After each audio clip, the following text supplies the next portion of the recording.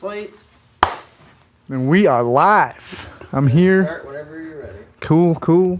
All right, we are live with the Young Entrepreneurs Podcast. I'm here with Justin C. Parks with JCP Fitness. Yes, sir. This man is awesome. He's got an amazing story. I'm really excited to talk to him about some of the adversity that he has overcome and some of his goals and whatnot. He is the definition of a young entrepreneur, a new business owner, just getting started and just trying to, get his feet wet and figure things out.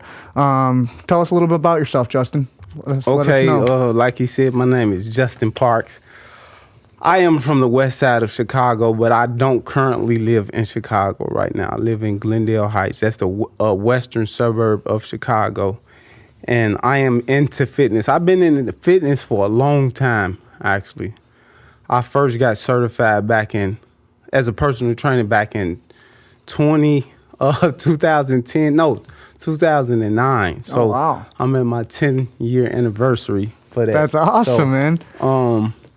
Yeah, I've always been fascinated about fitness because I came up fat, overweight, bullied in school. I got that typical story. Yeah.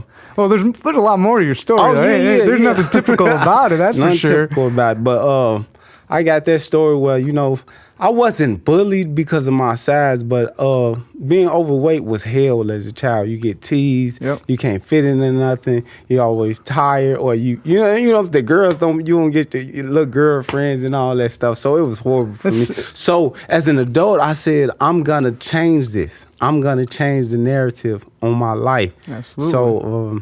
It's funny you say that as a child, being overweight or whatnot. I was the skinny kid. I was the tiny kid. And I feel the opposite. Yeah. I wanted to be fat, man. For real? Yeah, I was all these kids are bigger than me. Yeah, no. I was always wanting to be bigger and just more size, I was so little. I was so tiny.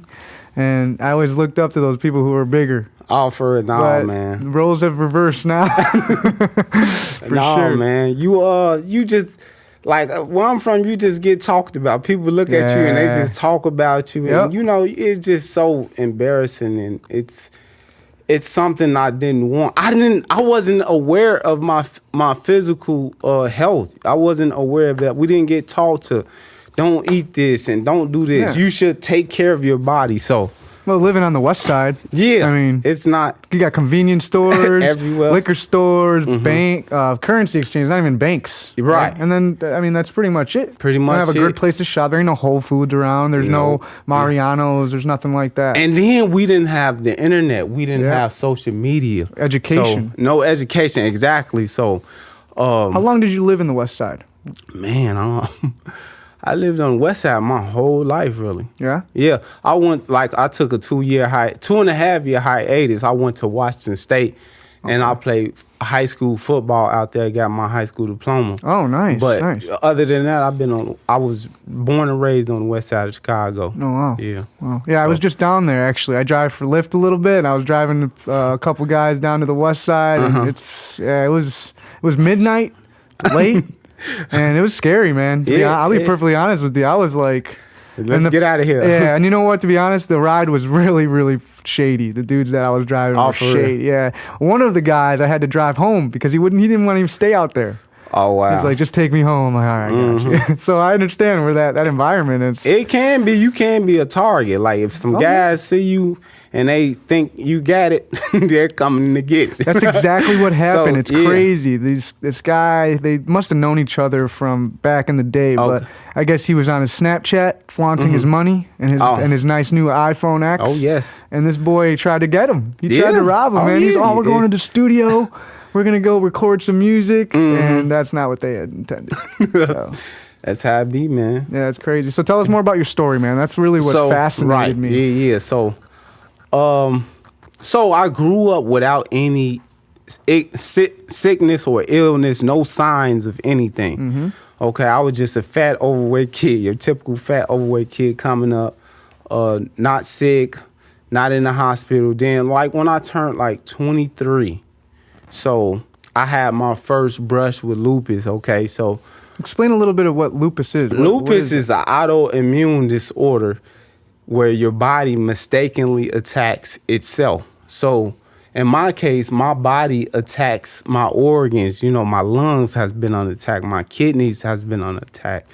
And several other things. People can have their heart mess with, you know, their liver, all that stuff. Lupus is a very hard disease. It's a very frustrating. It's unpredictable. Yeah. It's just pops up out of nowhere. Yeah, and you can't really pinpoint it. Like, you might think that a symptom that's coming from lupus could be just something totally different. Exactly. Acid reflux. It's called the great mimicker. Mimic. It mimics other diseases. So it's hard to diagnose as well. So like I said, it just popped up out of nowhere. I got ascites of the liver, fluids just started building up around my liver. Okay. And it was super painful. And I was sick. I was vomiting and black stuff. Today, I don't know what it was. Wow. But I was vomiting. And I went through that for about a week. And after that passed, I was cool. I was back to normal. I was like, yay, I'm done with I was just sick. It's no big deal. It's no big deal. It was over with. So, you know, back and forth, in and out the hospital. I got done with that for like 10 months. 10 months went past. And then it was like hell all over again. This time, my kidneys was under attack. I had pneumonia. Oh, wow. And the lupus it had vengeance over me. It's like, yeah, you took all that time off. I'm back on you now. Yeah. So it was hell. I almost died. Like, wow. I was in ICU in Rush. Oh, wow. You know, I stayed in there for like 2 weeks. Almost died. I lost a lot of weight. I was like, I would say 220, and I got down to like 190 or something like that. Oh, and it was just so horrible. My family was there, and they would look at me, and my daddy told me, he was there. He was like, I didn't think he was gonna make it. I didn't think it was that bad, but it was bad. My family I just seen not horror on their faces, but you seen the look of despair. Yeah, surprise. Yeah, like, dang, this guy not gonna make it. So, I went through that year. Then I got out the hospital. The doctors started flooding me with medications. Like, you got to take this. I was taking like 20 to 30 pills of medications per day at the height of all of these symptoms. So making those pharmaceutical companies rich. Man. So you and the rest of the population. Exactly. Just if they doing me like that, just imagine. So then I got out the hospital. Shortly after that, like 2-3 months after that, I had my first stroke.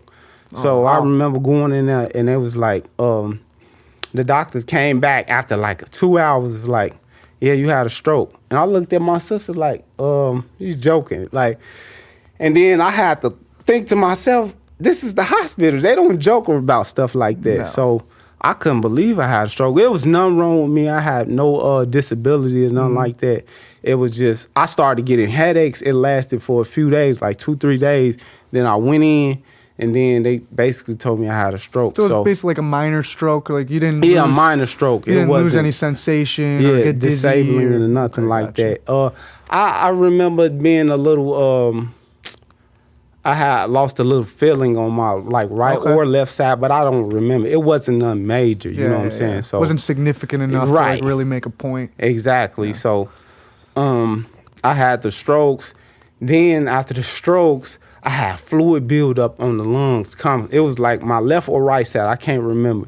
So on my left, let's say my left, I had fluid build up that kept coming. So I wasn't getting, it's called pleurisy. Okay. Inflammation. The pleura is the lining around the lung. Okay. Yeah. Around the lung, yeah. Around the lung. So it's not, I had fluid in the lung per se. I had it around the lung. So when it get too much fluid get around the lung, it pushes against the lung, and the lung can't expand, and you can't breathe properly. Yeah. So you have short breaths. Exactly. Yeah. So you feel like you're drowning. Yeah. So God, I went through that. Yeah. And so it wasn't going away.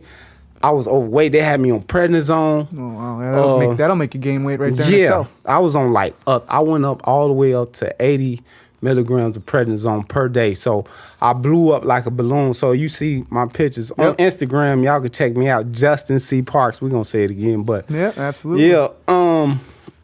I just blew up like a whale. Like my face, I had the moon face and all that. That picture you put on Facebook, that was in that time when you put that Facebook picture, your before and after. Yeah, that was in that time when you were on prednisone, exactly. 80 milligrams.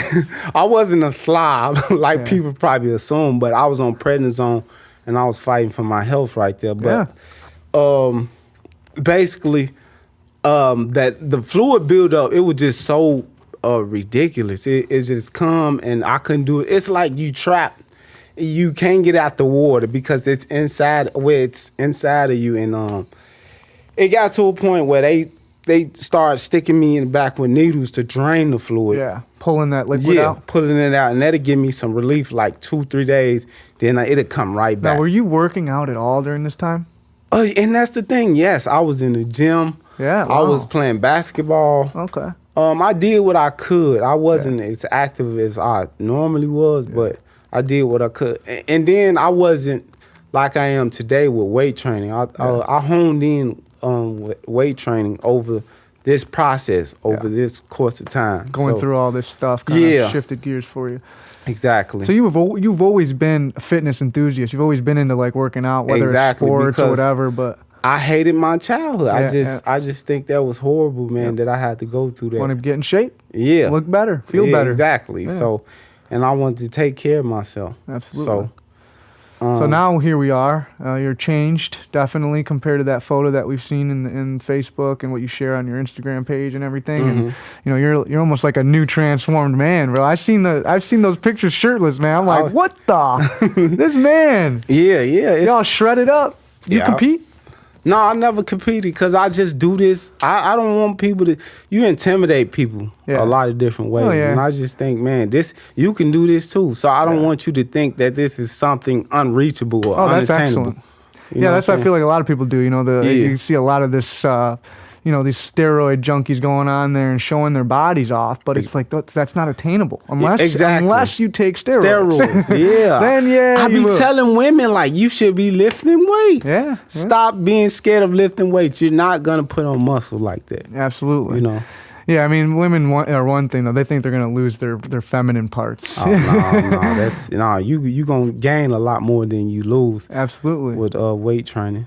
Basically. Cool. So you overcame that whole scenario. You're still going through it though, right? Yeah, still going through it. So that thing happened on my left side. So I had to get the fluid drained out like 6 times before they said, okay, you know what? We probably gonna have to do surgery on you to stop this fluid from building up. I did not want to have surgery. I dreaded every moment thinking about having surgery. But it came to the time and I was like, okay. And then I went under the knife and then they did whatever they did. So they put some kind of white powder and made my lining, irritated, where it just sealed off a portion where the fluid kept building up. The fluid couldn't come back. So that's kind of bad, though. Yeah, because you want that to be breathable. You want it to be normal. Yeah, your pleura is meant to absorb stuff. So it's like your skin. Exactly, it's like the skin inside your skin. Exactly. Yeah. So they did that. Long story short, the right side. It was time for the right side. They had to do it 6 times, and they was just draining me, and it keep coming back. Sealing you up. They did surgery on the right side. So the recovery from the surgeries were horrible, y'all. I had tubes out of and that's on my Instagram page too. I had tubes coming out my side for like 5 days. They wanted the blood and all that stuff to drain out into this other tube. And the recovery, the comeback was so horrible. Like, and people be talking about going to get surgeries and all this stuff done to their body. Y'all don't understand. First of all, you have to trust the doctor, know what they're doing. Absolutely. Then you got to think about the recovery and them cutting on you and doing all this stuff. Well, it's then going to cause long-term damage. Yeah. So if you're thinking about losing weight and you want to have surgery, you might want to think again, basically. But because the recovery, the trauma it does to your body, all that stuff, you should really think about it, So. Yeah, absolutely. I had all that stuff done, those surgeries was traumatic. You know, you by yourself. Nobody can relate to you because you going through it. You dealing with this monster by yourself. Would you say it's a little bit relatable to being an entrepreneur? Oh, starting your own business. Oh, yeah. You're by yourself. You by Nobody yourself. can relate. People doubting you and saying, "Oh, you ain't gonna do this and that." That's probably what helped you get to this point, though. Yeah, right? man. Dealing with that. Yeah. It made me who I am, really. Those surgeries was tough in itself, and that's not the only thing I was dealing with lupus. But after those surgeries, after that last surgery, I was just fed up. I was fed up with being overweight. I got fed up with people just looking at me like, dang, he's sick, and people giving me that look of despair and that hopeless look at the doctors. I was tired of them telling me what I'm going to do and how I'm going to do it, and I can't do this. So I said, you know what? I'm finna hit the gym so hard. I'm about to put good, high quality foods in my body that would promote a healthy lifestyle for me. I said, I'm gonna try. It's get fit or die trying. You know what I'm saying? I said, if I'm gonna die, I'm gonna die. I said, I'm gonna get up off all these medications. I said, I don't want to do this no more. I want to be healthy. I want to be just like you. Don't gotta worry about my health. So I put a plan together. I said, I'm gonna follow a bodybuilder. I looked up this bodybuilder. His name, he stuck out to me. Ulysses Jr. He on Instagram and all that stuff. Ulysses Jr. You said? Yeah. Oh, I think I've heard of him. Ulysses Jr. Yeah, he's a bodybuilder from the UK. Okay. And so that was your inspiration? Yeah, that was like my inspiration. That was my defining moment, I guess.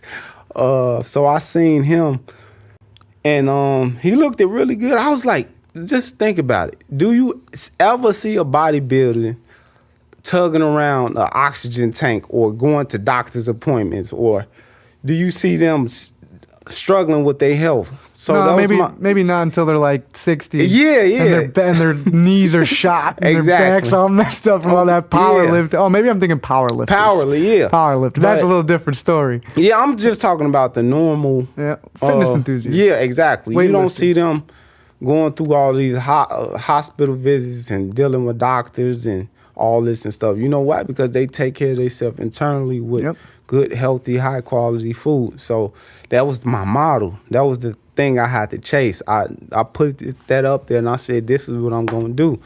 And you got to think, you know, there was people around me, my family saying, take your medicine, do this. And that's another thing. My sister passed away of leukemia in 2011. And a month later, I was in the hospital with this pneumonia and dealing with this lupus. Yeah. So a month later, that must have been scary everybody for your family. Was So I was next. It was like a movie, man. That's crazy. So I said I'm gonna emulate a bodybuilding, and I'm gonna get my health. I'm not gonna be in despair because you depressed. You thinking like, man, what I'm gonna do? Am I gonna get a heart attack? Because that's one of the symptoms of lupus. I could have a heart attack. Well, even just the stroke alone. Yeah, I mean, stroke that's a could scary take you thing. out. Yep. You know. So I you just had said, nothing to lose. None to lose, you know, because I was under so much anyway, and I was tired of it. So I said, I'm finna go. So I said, I'm finna stop the liquor. I stopped I'm not a smoker, so I wasn't smoking anything. But I said, I'm finna just watch everything I put in my body, and I'm finna train real hard and get a nice, clean, healthy physique. Yep. And it worked. Like I shocked a lot of people. I turned a lot of heads, you know. Oh, hey, shocked the hell out of me, man. When I saw that picture, you're like, wow, this is insane.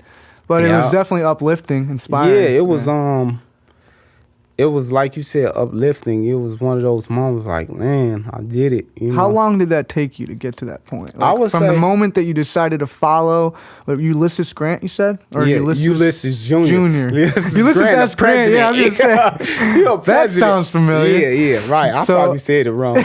So it was after that, after discovering him, how long would you say it took you to get to the point where you're at right now? I mean, it wasn't after I discovered him. He was just part of the process. Okay. He was just part of the journey, you know. So it was even before that you started to think about as you lay in that hospital bed recovering, you'd be like, dang, I got to do something.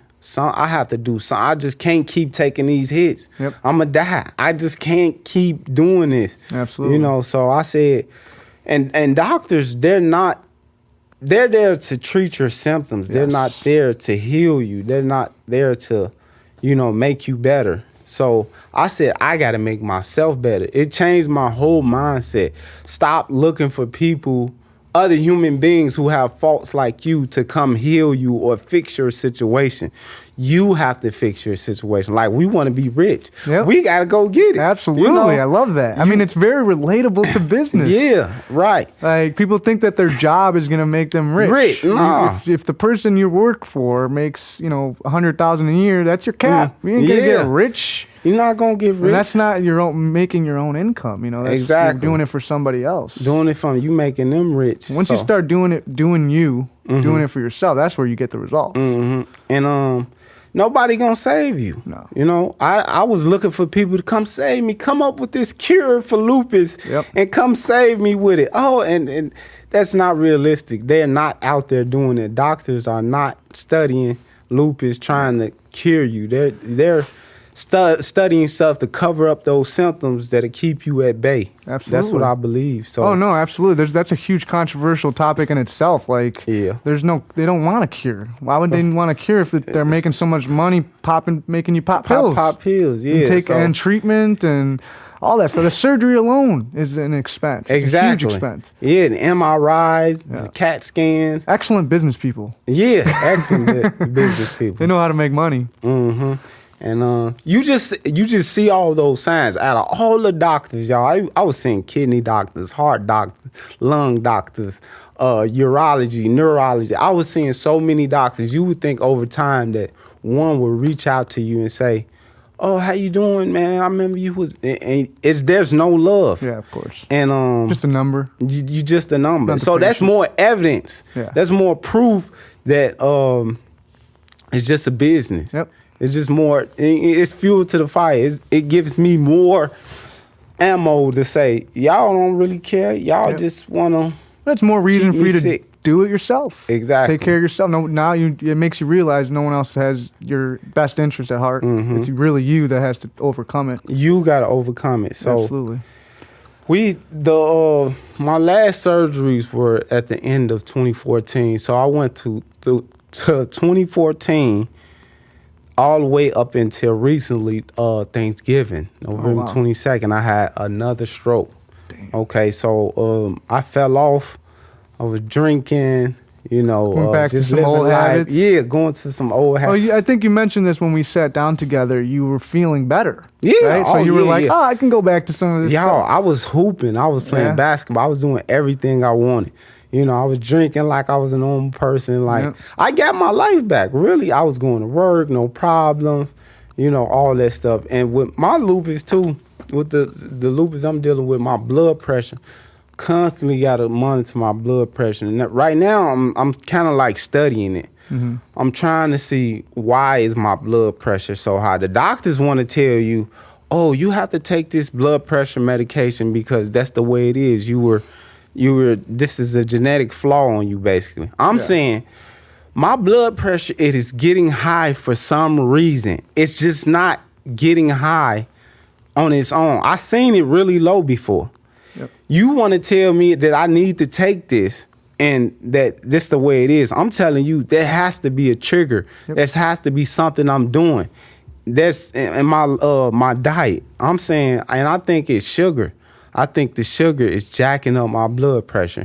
And it'll happen not instantly. It'll happen 2 days after, a day after you eat those sweets or whatever you just ate.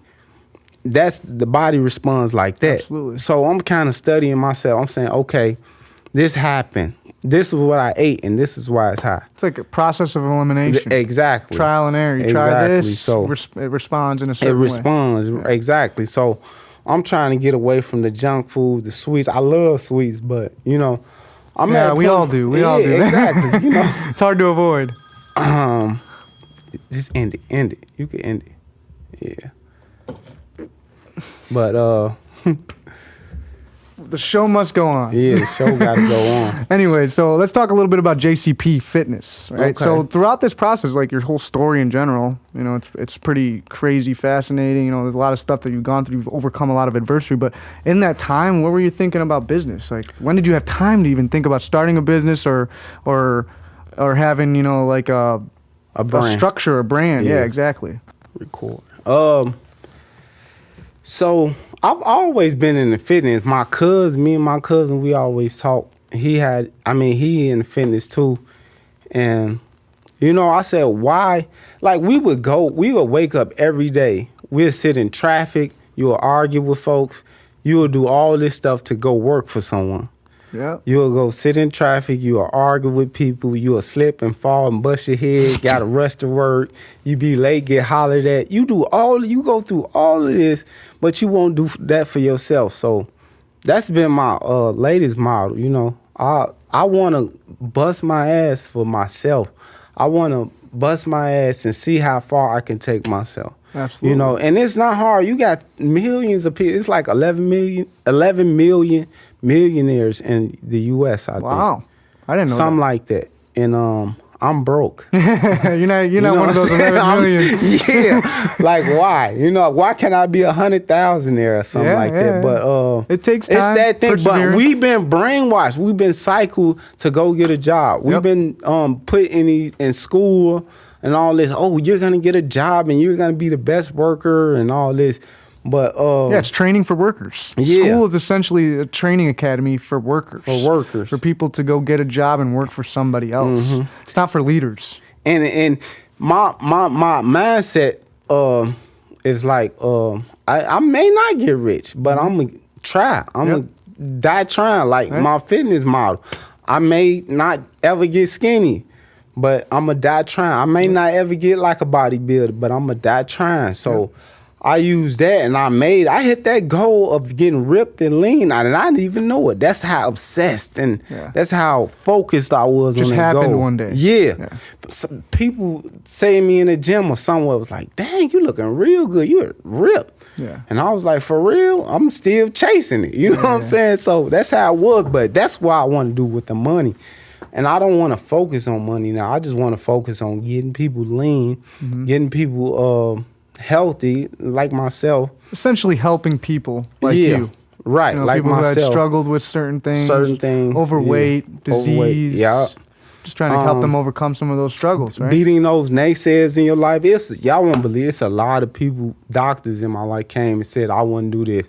I'm not supposed to be lifting heavy weights anymore for life. The last doctor just told me I shouldn't be lifting weights because of my blood pressure. Did you laugh at him? I didn't laugh at it because you don't want to, you know. You don't want to disrespect the doctor. You don't want to. He might give you some faulty drugs or something. Exactly. Next thing you know. So, I want to prove this doctor wrong. I want her to see me on some social media site or even TV or whatever, and I see that I overcame what she was telling me. You know, I've done it before. Yeah. You know, I've already jumped big obstacles already. You know, you can't do this. Oh, you got to take this medication. I stopped 30 pills of medication for 4 years straight without any problems, without seeing any doctor. Yeah. And now you're telling me that, and then she didn't explain why did I go this 4 years without any problem. They just said, oh, you got lucky. Yeah. I don't believe that. I don't think I got lucky. But it was when you went back to some of those old habits. Yeah. That's when it came back creeping up on you. So it was, I mean, to me, I would look at it as it was the food, it was the regiment, it was the habits and the lifestyle that triggered that again. And because those 4 years you weren't doing all those same things, that's when that elimination happened, where you were healthy again. Exactly. And then we look, and I'm guilty of this myself, we look for instant cures like, oh, I did eat good for a day. No, do it for months. Instant gratification. Do it for, No, it's like you got to keep trying. Yeah. You know, Rome wasn't built overnight. You have to keep trying. And it's going to be hard. Yes, you should expect it to be hard. Yep. I don't want to do something that's easy. Expect stuff to be hard, you know? Absolutely. And you said you started personal training in 2009, you said? Yeah, right? 9. 2000, so you've been personal training for 10 years now. Yeah, so my skills and my knowledge has grown exponentially. Absolutely. Yeah. And then, I mean, that's when you started business, essentially, 10 years ago. Exactly. Right. You know, getting my name out there. Because being a personal trainer, when you first got your ACE, what was it, ACE that you said you got certified?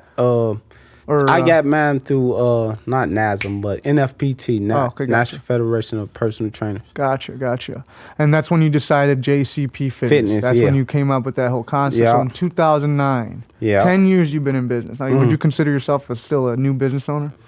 New entrepreneur? I wouldn't say I've been in business because lupus, it is tough. You know, I went through all those hospital things. And that's when you were a trainer. Yeah, exactly. Oh, wow, so people look at you like, and just imagine me at 270 pounds. People's like, you a trainer? Yep. You know, so I had to go through that.